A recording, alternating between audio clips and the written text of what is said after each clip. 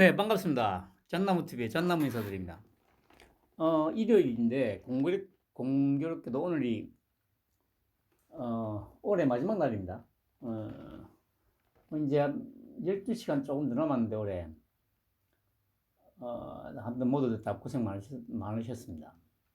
뭐, 솔직히 저도 참 좀 어렵고 힘든 한 해였긴 하네요. 내년에는 어, 나아져야 되는데, 뭐, 나아질 거라고 믿고, 뭐 내년에 더 열심히 해봐야지. 그리고 뭐 이유가 어떻든 우리나라 지금 언론에서는 안 다루고 있습니다만은 어쨌든 지금 경제 지표가 개선되고 있는 거는 맞습니다. 얼마 전에 저기 뭐 미국에서도 그렇고 어디 무슨 이거 재미는가 무슨 이거 재미는가 하는 그 언론에서 지난 2년 동안 가장 뭐였죠? 이 미국에 대해서 자유민주주의 동맹에 대해서 가장 큰 어떤 변화를 이끌어낸 국가 해가지고 한국어를 얘기를 했습니다. 그런 얘기들은 이제 언론에서 절대 안 나오죠. 그러니까 가끔 이제 조선일보나 이런 데서 뭐 단신으로는 나오는데 그 외에 뭐 종편이나 이런 데서는 절대 안 다룹니다. 거기다가 또 뭐 그저 뭡니까 35개 그 OECD 국가 중에 그리스 다음으로 경제지표가 2위로 나왔죠. 아, 여기 보시면 그러면 나오네. 3일 전에 나온 거 이거 재미는 한국 지정학적 평판 높여. 또 뭐 윤 2년간 전 세계의 존재감 드러내. 윤 글로벌 증축국가 국가 극찬. 한국만큼 위상 높인 나라 드물어. 뭐 이렇게 이제 기사가 났는데 제대로 이제 뭐 보도는 안 되고 있습니다. 끊임없이 그냥 온갖 잡놈들을 데려다가 그냥 분탕질이나 치고 있죠.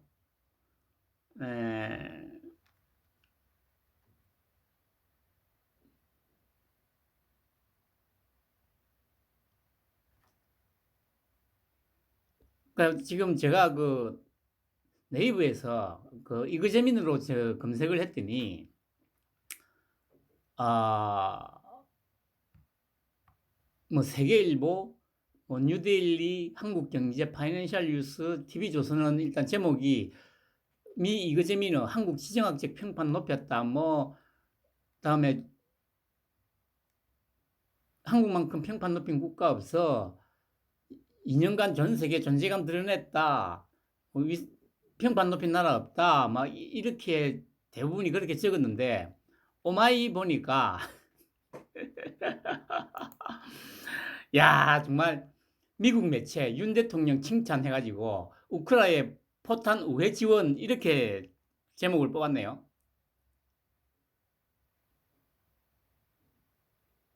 야 참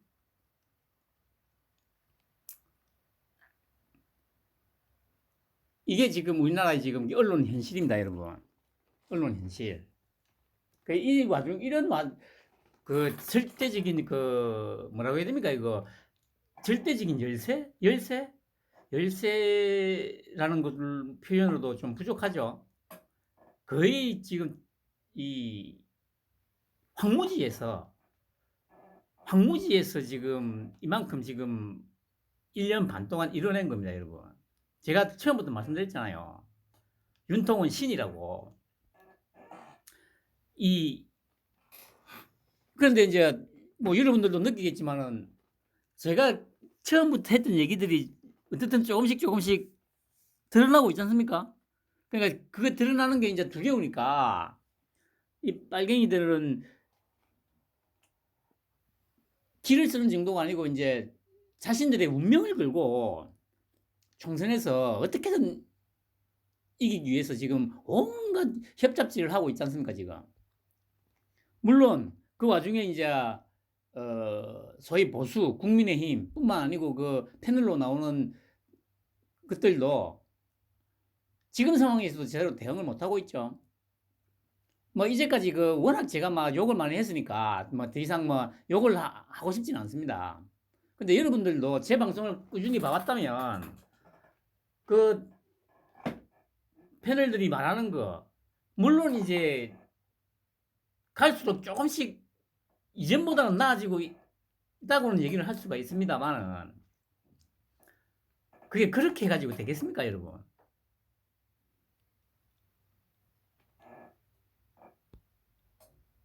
한 가지 예를 들었을 때 아니 한동훈 비대위원장이 직접 그 뭐 처음에 이제 뭐 기자들하고 이제 첫 출근 때 그 문답에서 뭐라고 했습니까?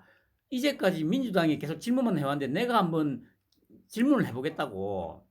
아니 검사를 그렇게 싫어하면서 검사도 아니고 검사를 사칭한 놈을 갖다가 왜 그렇게 존엄으로 모시냐고 이렇게까지 얘기를 했잖아요. 그러면 패널로 나온 저 당도 그렇고 패널로 나온 사람들이 어떻게 공격을 해야 되는지 답이 나오잖아요. 아니 막말로 그보다 더 심하게 저기 공격을 해야 될 거 아니에요. 아니 전쟁에 나선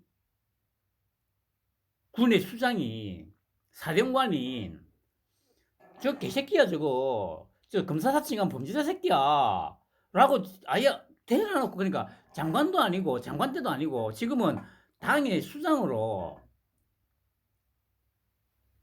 부대의 사령관으로 지금 와 있는 거 아닙니까? 그 사령관이 직접적으로 저 개새끼야 저거 저 범죄자 새끼야 검사 사칭한 범죄자 새끼야 족밥이야 이렇게 얘기를 하는데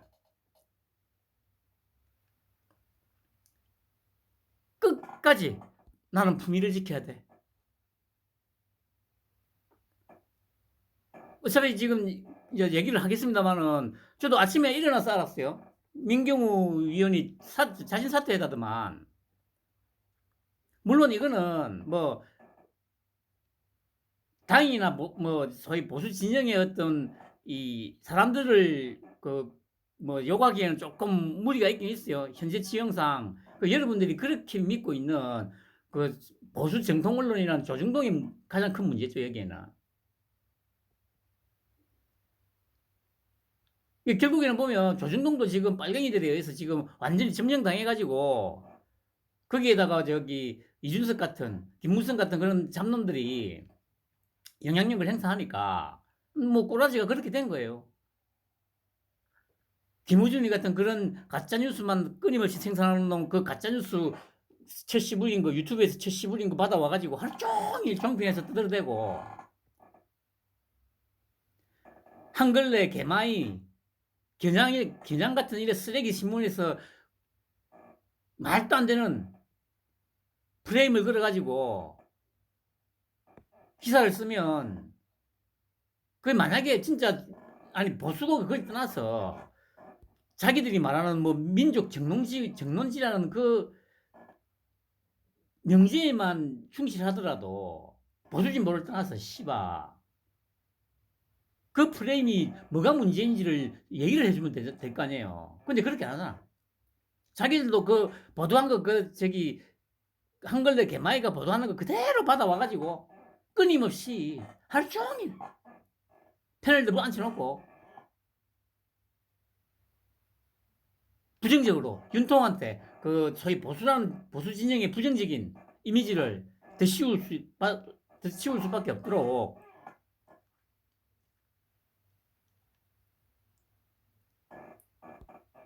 그 하루 종일 그렇게 떠들어대고 있어요. 근데 그거 가가지고 역시 뭐 보수의 뭐 저 보수 언론 뭐 어떻고 뭐 하면서 아휴 참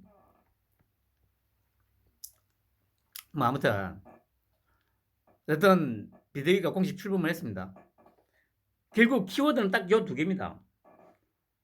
비대위원을 임명한 걸 딱 보면 딱 키워드는 두 개예요. 과거 청산 그리고 국가 미래 비전 제시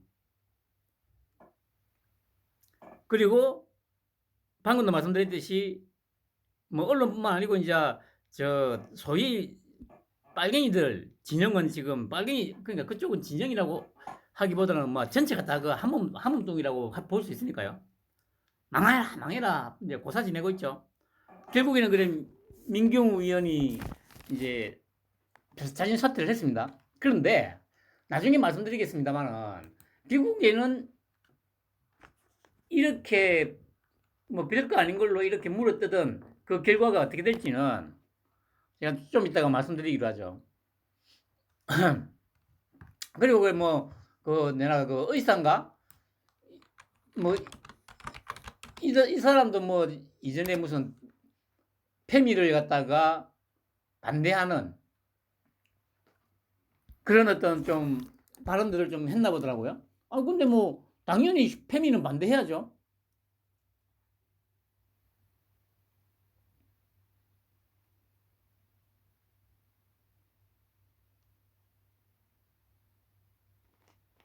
그리고 이게 이런 식으로 공격한 게 결국에는 지들한테 자충수가 되는 거예요. 왜냐 상대가 한동훈이거든. 그리고 민경우거든.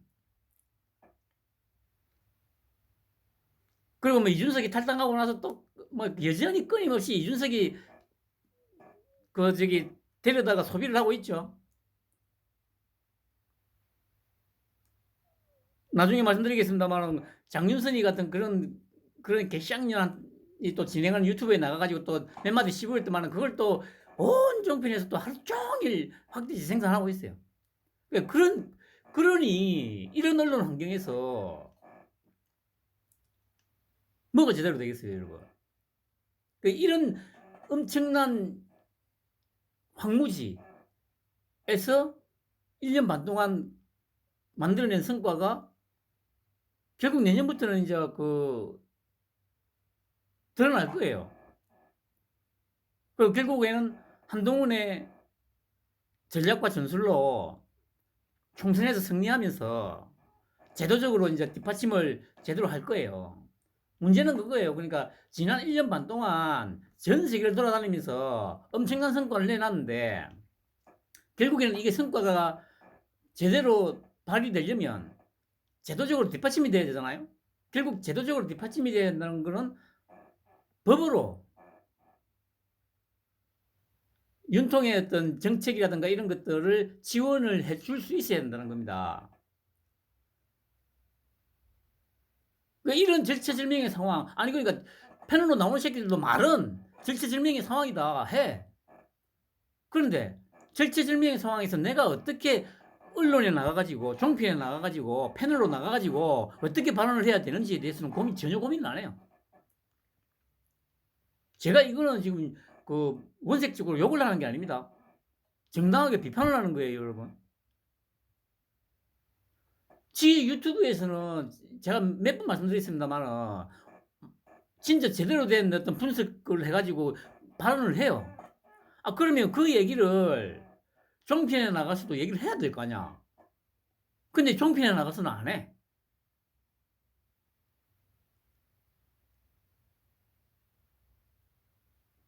그게 공허한 메시지, 공허한 메아리인 거예요, 그게. 제가 그랬지 않습니까? 아니, 우리 피만 있거나 아니면 그 모니터링 한다고 적대적인 흔히 말하는 그래 개딸들만 와가지고 듣는 방송에서 그런 얘기를 해봐야 그게 무슨 울림이 있습니까, 여러분? 없다니까.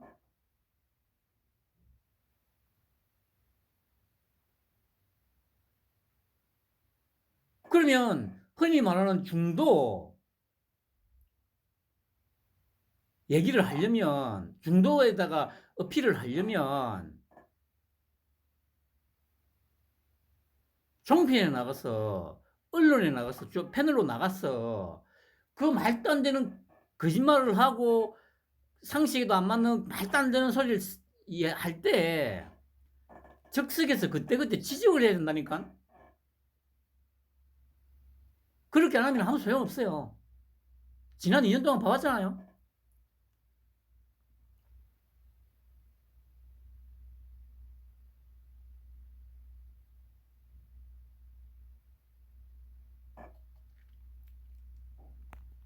그리고 민주당도 그렇고 국힘도 지금 떨거지다 다 탈당하고 있습니다.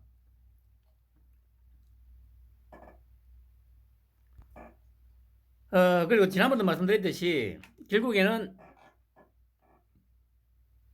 지금 현재 일본에서 이번 쪽으로 옮겨가고 있는 중입니다.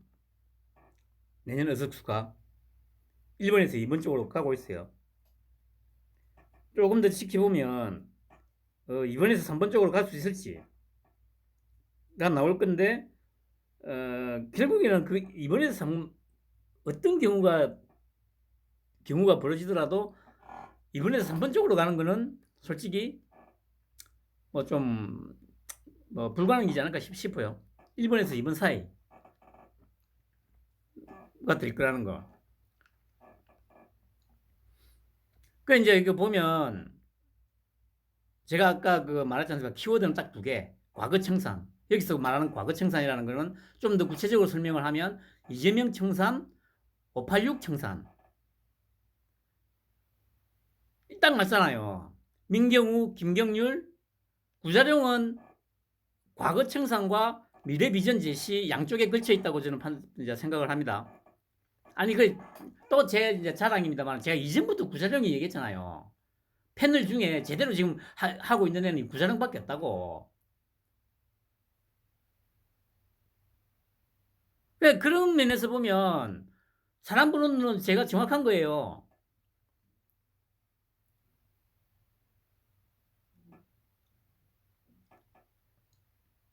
민경우는 전면에 내세운 건 586을 두들겨 잡겠다. 김경률은 역시 대장동 회계사니까 백현동 이쪽 회계 사각이 알고 있지 않습니까? 이재명 구자룡 역시 이재명 저격수. 그러니까 이재명과 586을 갖다가 모조리 다 퇴출시키겠다는 그런 의지가 담겨 있는 거예요, 여기에. 근데 어쨌든 이제 민경우는 저도 아침에 봤는데 어제 저녁에 이제 자진 사퇴를 했더라고요. 근데 조금 전에도 말씀드렸듯이 오히려 이게 이 빨갱이 놈들이 에게는 자충수가 될 거라는 거. 왜 그러냐? 만약에 민경우 의원이 공식적인 어떤 이런 직함을 달고 얘기를 하면 오히려 방어하기가 그나마 좀 쉬워요. 쟤들 입장에서 보면. 왜냐하면 모든 게 다 공개가 되니까. 쉽게 말해서 지금 비대위원을 내놨잖아요. 그런데 그 뭐 민경우가 뭐 그만뒀다고 해가지고 저 원래 하기로 했던 걸 민경우 본인이나 한동훈 비대위원장이 그래 뭐 일단 사퇴했으니까 그냥 끝 해가지고 뭐 그렇게 할 거라 생각하세요?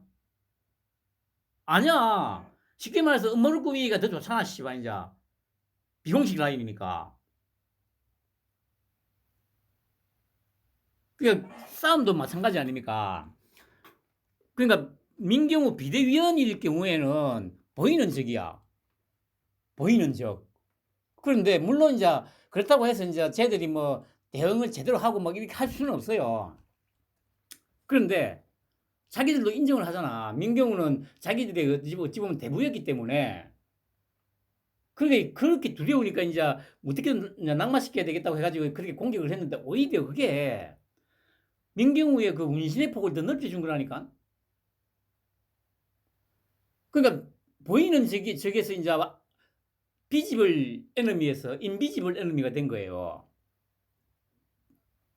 뒤에 숨어서.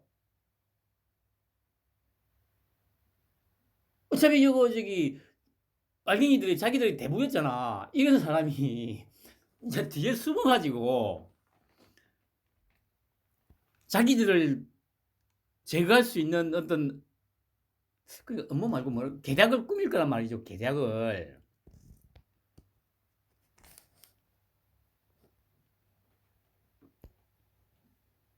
그러니까 결국에 보면 이렇게 덜떨어지는 새끼들이 소위 말하는 지금 빨갱이 새끼들인 거예요. 그러니까 이런 덜떨어진 새끼들을 상대로 이때까지 수십 년을 갖다가 거기에 기생하는 새끼들, 보수라는 것들이 기생해서 먹고 살고, 아니면 그냥 주둥이 치다치고 배치나 온전히 보존해야지. 그렇게 해왔던 게 지금 국민의힘과 이 소위 보수들이에요, 보수들. 지금도 크게 나아진 건 없고.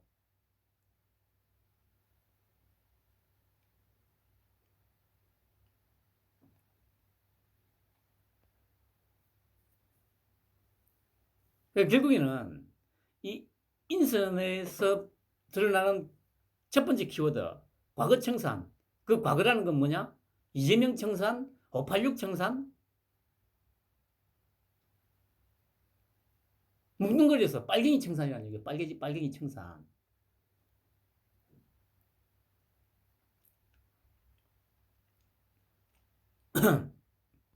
그리고 아니 그래 이거 채널에서는 왜 그 한 명을 뺐는지 모르겠어요.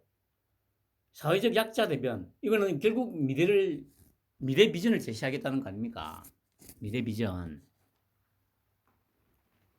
이 보시면 김예지 의원은 이제 장애인 출신. 그리고 장서정 의원은 이거는 뭐 보육하고 무슨 교육 문제, 워킹맘. 그리고 한지아는 뭐 WHO에 무슨 뭘 했다고 하는 것 같은데. 그리고 윤도현은 청년으로서 뭡니까? 예전 말로 하면 이제 고아로서 이제 보육원에서 고등학교를 마치고 사회로 이제 나온 거죠. 고등학교 마치면서. 그러니까 이제 이 사람들 모두가 우리나라의 취약계층에 대한 문제점들을 정확하게 잘 알고 있는 거죠. 결국에 지금 현재 우리나라의 미래 비전이라는 게 뭡니까? 기업은 기업대로 일을 잘하고 결국에는 나라가 출산 문제를 해결하고 저출산 문제를 해결하고 한 단계 더 도약하기 위해서는 약자들을 제대로 보듬을 수 있는 정책들이 나와야 된다는 얘기죠. 보시다시피 뭐 대기업이나 기업체들은 뭐 그냥 열심히 뛰어다녀 해가지고 규제만 없애주면 자기들 알아서 잘 해요. 지금 윤통이 하듯이 윤통이 길을 닦아주면 해외로 나가면서 길만 좀 닦아 놓으면 장애물들만 좀 치워놓고 해놓으면 기업들이 알아서 투자를 하면서 쭉 뻗어 나갈 거라고요. 그거는 그냥 뭐 특별하게 더 신경 써줄 필요는 그건 없어요. 제도적으로만 조금 뒷받침해주면 돼요. 그냥 지원해주고 지금처럼. 그러니까 총선에서 이겨가지고 법으로 조금만 뒷받침해주면 그냥 냅두면 그냥 알아서 잘 잘할 거야. 어차피 기업이란 것 자체가 자신들의 이윤 창출을 위해서는 미친 듯이 날뛰는 조직이니까. 그러면 이제 나온 게 뭡니까? 사회적 약자들. 그 약자라고 해가지고 빨갱이 새끼들처럼 끊임없이 이용해 먹는 그런 약자들 말고요. 세월호 참사는 이런 약자들 말고. 그냥 솔직히 그게 약자야, 그게. 얼마나 갑질을 많이 했어, 지금.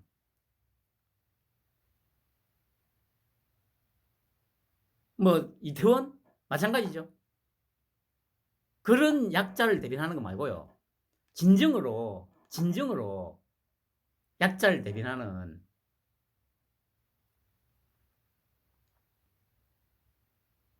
결국에는 우리나라의 미래 비전이라는 거는 방금 말씀드렸듯이 기업은 그냥 냅두면 돼. 그냥 규제만 좀 없애주고 시장을 윤통이 지난 2년 동안 1년 6개월 동안 했던 해외로 다니면서 시장만 좀 넓혀주고 규제만 좀 풀어주면 알아서 잘 하는 거고 진짜 신경 써야 될 게 미래를 위해서 국가 미래를 위해서 신경 써야 될 게 자립준비 청년, 노인, 그다음에 뭐 자살 문제, 흔히 말하는 워킹맘, 그 여성들 인력을 어떻게 효율적으로 활용을 할 것인지, 그 장애인들에 대한 어떤 활용 방안, 지원 방안.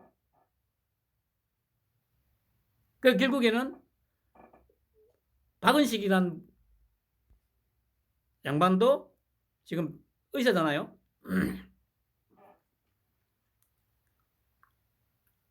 그리고 특히 호남 대한연대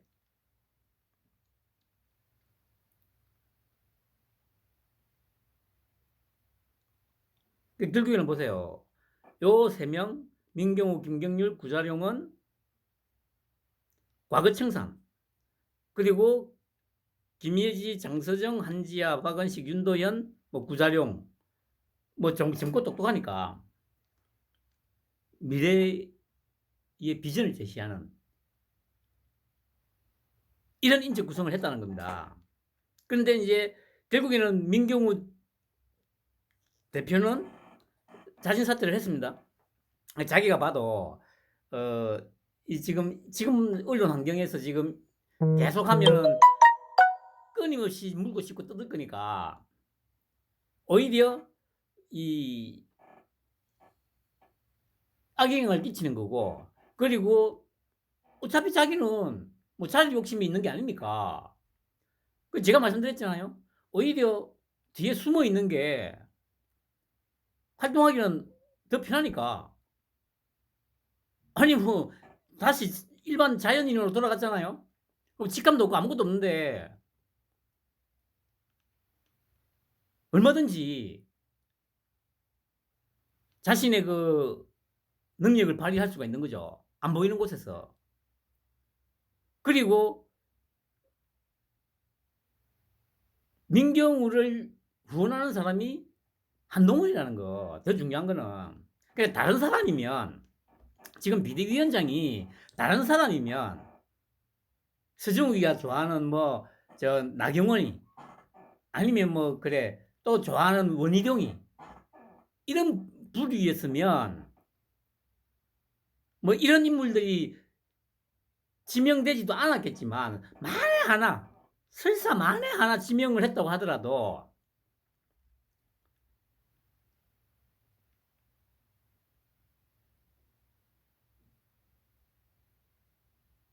제대로 활용이 안 되는 거죠. 그런데 결국에는 해당 인물이 민경우라는 인물이고 지명한 사람이 한동훈이었다는 게 결국에는 오히려 낙마를 시킨 게 오히려 쟤들한테는 엄청난 손해가 될 거라는 거 확신합니다, 이거는. 그래서 제가 그랬잖아요. 일본에서 이번 쪽으로 지금 옮겨가고 있다고.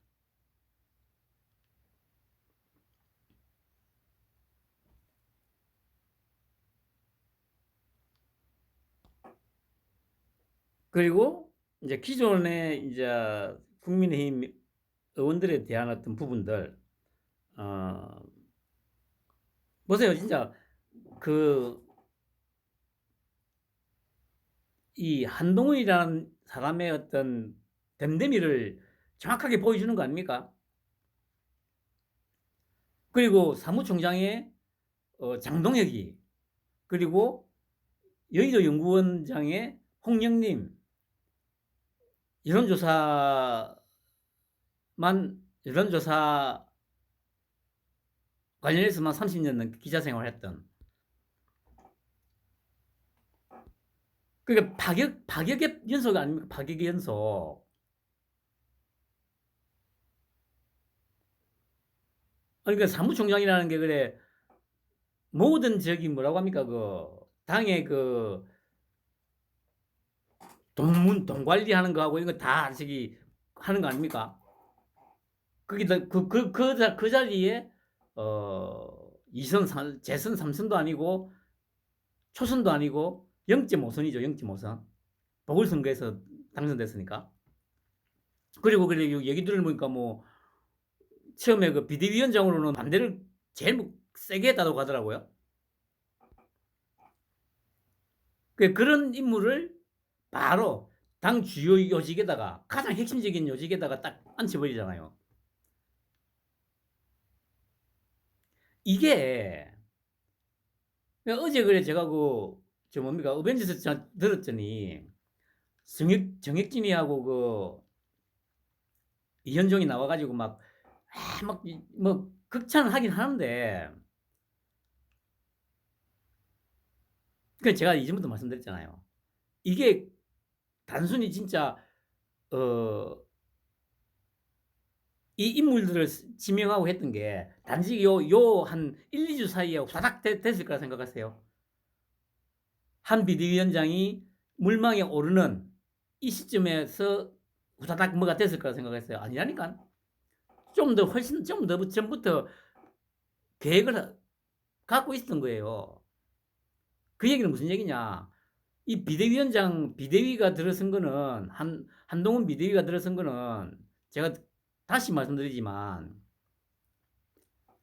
당선되고 법무부 장관이 지명되면서 시작됐던 거예요.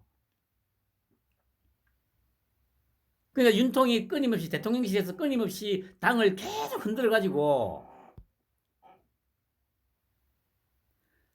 안정적인 지도 체제가 들어서지 못하게 계속 흔들었던 거예요. 윤통하고 대통령실에서.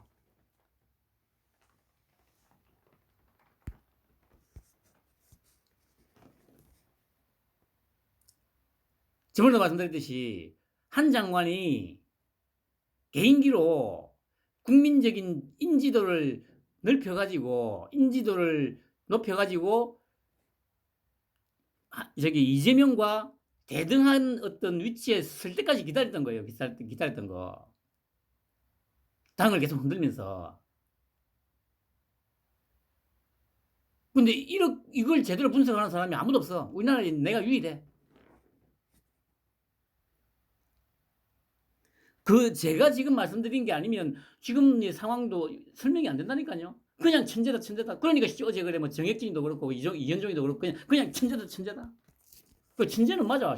IQ가 뭐 180인가 그랬다는데. 아무리 천재라도 아니 말씀드렸잖아요. 그러니까 준비가 되어 있지 않는 상황에서 갑작스럽게 이 위치를 맡게 됐는데 천재다 막 감탄사를 연발할 정도로 이렇게 막 될 수 있을 것 같습니까? 그건 아니라니까. 다 준비가 돼 있었던 거예요. 이렇게 해야지 저렇게 해야지. 그러니까 얘기했지 않습니까? 윤통의 집권 플랜은 11년 전에 2013년 국정감사에서 저는 사람에게 충성하지 않습니다. 그때부터 공식적인 집권 플랜이 시작된 거예요.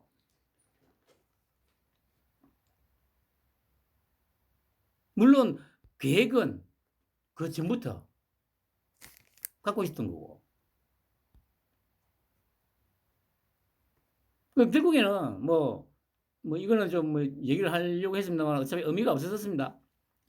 그 결국에는 그래 앞뒤 맥락을 따져보면 크게 문제될 것도 없고 그리고 여기도 나오듯이 발언하자마자 바로 이제 발언이 좀 과했다고 사과를 했지 않습니까?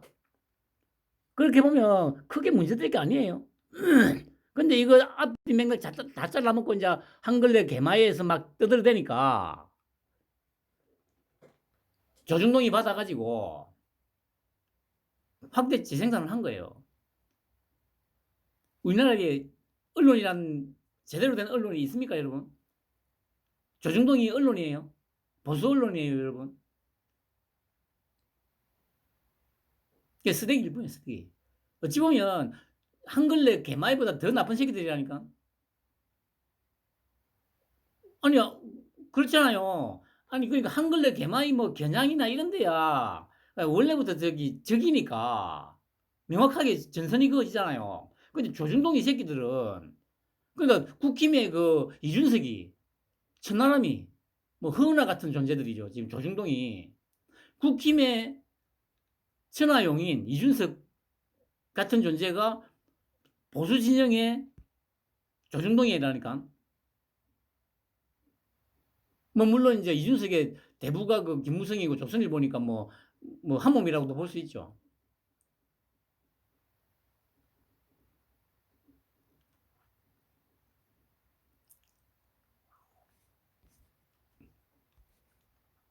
보세요.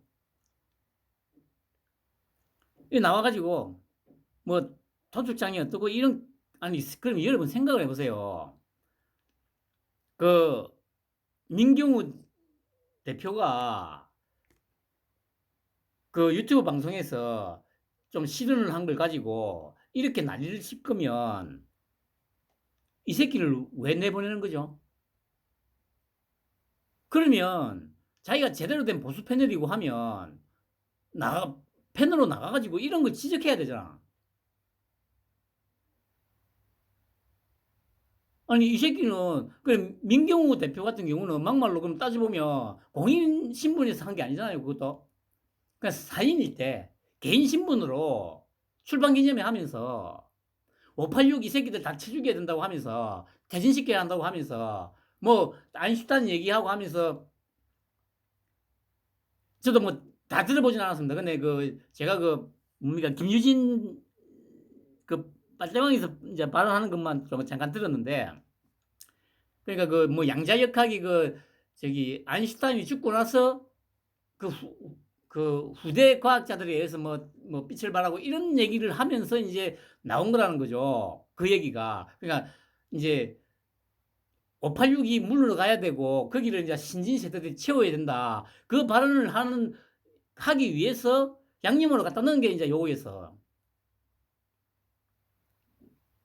근데 중요한 거는 그래 그렇게 얘기한 게 이제 좀 과했다고 하면서 바로 사과를 했고. 근데 이 새끼는 윤통한테 그리고 안철수한테 아니면 온갖 자기 선배 정치인들한테 그렇게 이 새끼 저 새끼 막 사꾸라니 양두구역이나 온갖 욕을 다 했는데 끊임없이 출연시켜가지고 이 발언 기회를 주는 건 뭔데? 왜 이런 걸 지적을 해야 될 거 아니야? 도대체 이게 언론 맞냐고? 소위 진보 언론이라는 것들 이것들이 언론이 맞냐고? 공격을 해야 될 거 아니야? 공격을. 근데 진짜 안 하잖아.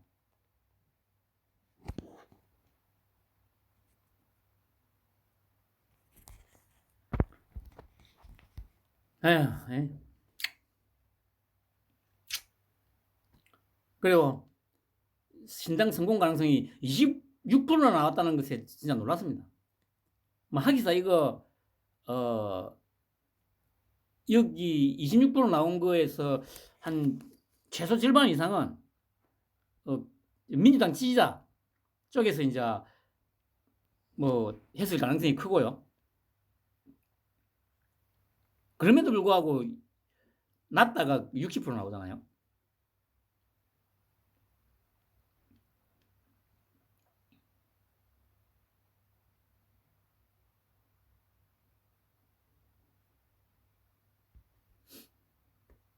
그리고 민주당도 탈당이 시작됐습니다.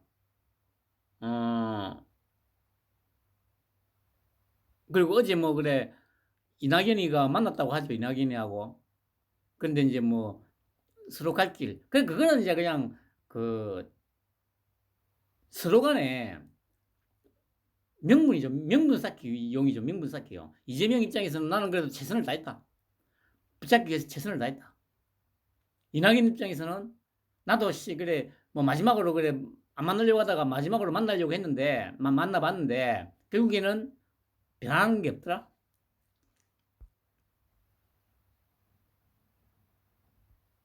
그리고 그래 어제 그래 그 뭡니까 그 어벤져스 저 들으니까 그 이현종이가 그 말 하더만 아침에 갑자기 이재명 쪽에서 그 사무실로 쳐들어오겠다고 연락을 받았다고. 야, 저도 그 얘기 듣는 순간, 야, 진짜 천하의 개잡놈이구나, 이재명이. 천하의 개잡놈. 물론 이 천하의 개잡놈인, 아씨, 개한테미 안 하네. 이재명이보다 더 개잡놈이 이준석이죠. 그리고 그 개잡놈을 따르는 뭐, 천하람이니 뭐, 허은하니, 이진이니 뭐, 김용태니, 하태경이도 씨발 좀 탈당해라 좀. 아유 씨발 쓰레기 같은 새끼들.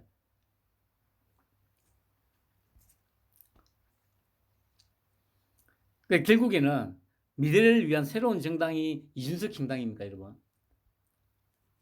제가 말씀드렸듯이 껍데기는 젊어 이제 38인가 그러니까 껍데기는 젊어.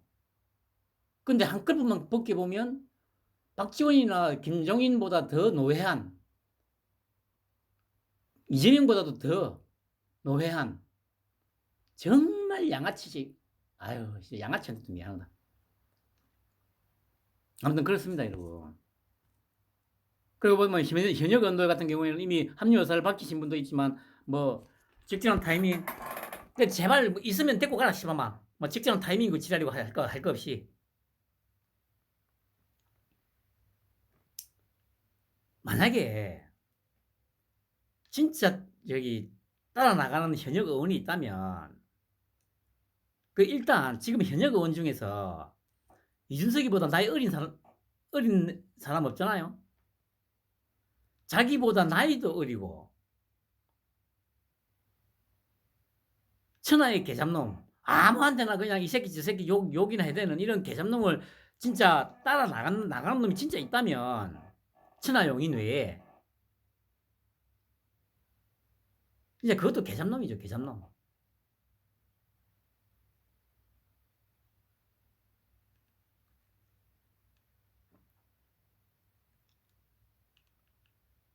아무튼 우유곡절이 지금 좀 있습니다만은 결국에는 크게 보면 그것도 오히려 이 플러스 요인이 되는 겁니다. 뭐 민경우 대표 사퇴하는 거, 아까도 말씀드렸잖아요. 오히려 사퇴하면 홀가분하게 홀가분하게 뒤에 숨어서 저놈들을 갖다가 사냥할 어떤 계략을 꾸미기가 쉬워져요. 한 장관이 아니고 한 위원장도 어차피 뭐 사퇴했다고 해가지고 뭐 연락을 끊거나 할 그런 것도 아니기 때문에.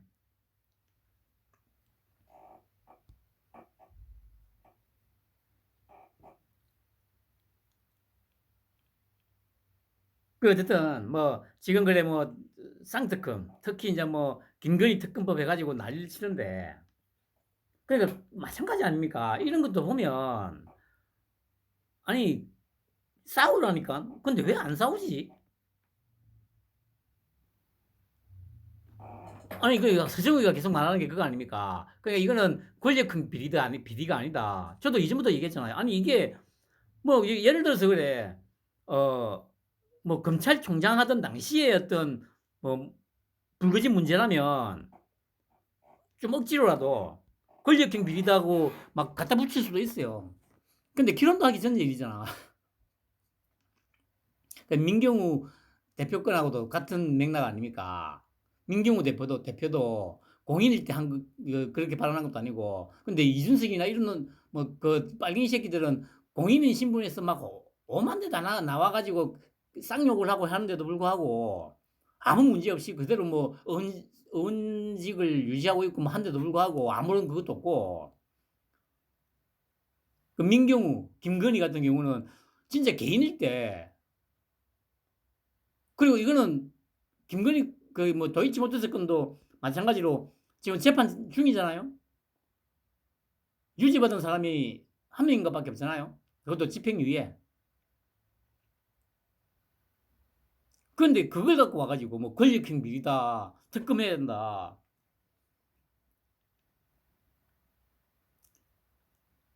아무리 언론 환경이 엉망이라도 전투력이 있으면 충분히 헤쳐나갈 수 있어요. 전투력이. 근데 전투력이 있는 놈들이 아무도 없잖아.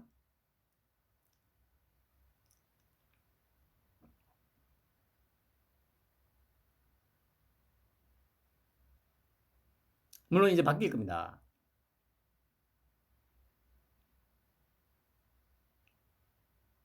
비대위원장을 한동훈이 맡았기 때문에. 그 얘기하지 않습니까? 이 구도가 되면 이제 윤통도 문신의 폭이 엄청 넓어지는 거예요. 이제까지는 당에 있는 놈들이, 국회의원이라는 놈들이, 대표라는 놈들이 제대로 자신을 뒷받침해 줄 수 있는 역량도 없었고 눈치도 없었어요. 근데 한동훈이 비대위원장이 됨으로 해서 당과 정부, 당과 대통령실이 아주, 그러니까 제가 이전부터 그랬지 않습니까? 눈빛만 봐도 뭘 하려고 하는지 아는 사이라고. 아침에 예를 들어서 뭐 대통령실에서 어떤 메시지가 한번 나온다든지 아니면 아침에 당에서 한 장관을 통해서 뭔가 메시지가 나온다든지 그 메시지가 서로 더 이상 얘기를 하지 않아도 교감이 된다는 겁니다. 근데 이때까지는 전혀 그러지가 않았죠. 그 제가 그랬잖아요. 만약에 그 비대위원장이 으로 만약에 뭐 저기 나경원이나 원희룡이는 좀 많이 나아지긴 했습니다만은 결국에는 아직 100% 믿을 수 있지는 않습니다. 왜냐 뭐 이준석이를 품고 가야 된다고 하는 그런 아직도 그런 개소리를 쳐 씹은 놈이기 때문에 일정한 자기 지지세가 있다고 생각하고 있기 때문에 뭐 민심이 그 빨갱이 새끼들이 언론에서 또 끊임없이 만약에 뭐 민심이 뭐 특검을 받아들여야 된다 뭐 말도 안 되는 수치 들이대면서 막 지랄하면 분명히 흔들린다고요.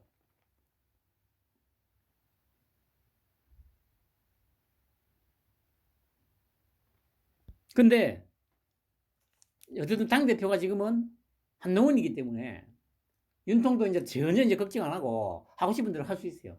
문신의 폭이 그만큼 한 이전보다 한 10배 이상 넓어졌어.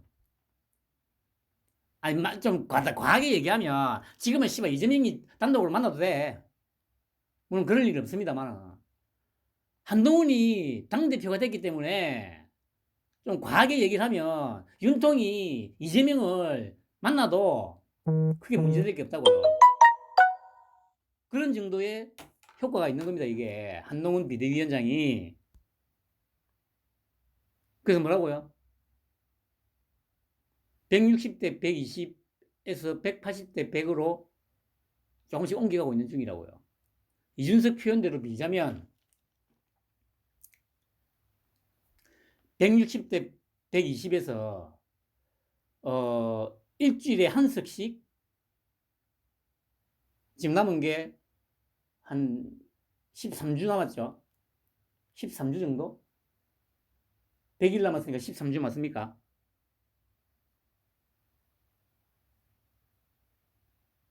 아니 13, 14, 15, 15주 정도 남았나? 15주, 15주 정도 남았네. 14주 정도 남았네. 일주일에 한 석씩 오지 않을까. 뭐 그냥 바람을 가져봅니다. 아무튼 마지막 날 날씨도 포근하고 좋네요. 서울하고 뭐 저쪽은 어디 눈이 왔다고 하던데 부산은 뭐 어차피 눈보기는 그런 도시고 올 한 해 마무리 잘 하시기 바랍니다. 그리고 새해 복 많이 받으시고 편안한 오후 되시기 바랍니다.